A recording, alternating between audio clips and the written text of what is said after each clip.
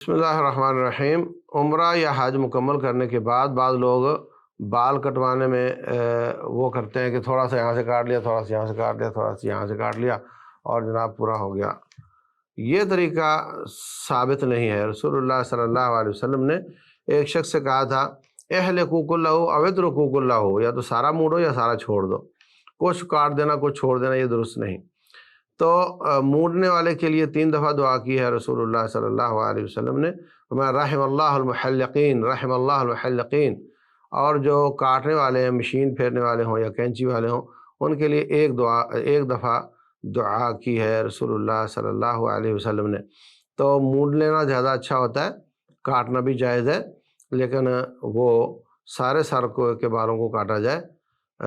یہ میں نہیں کہتا کہ ہر بال ضرور کٹے، لیکن میکسیمم کٹ جانے چاہیے، چھوڑنے نہیں چاہیے آپ نے۔ کوئی رہ جائے تو الگ بات ہے۔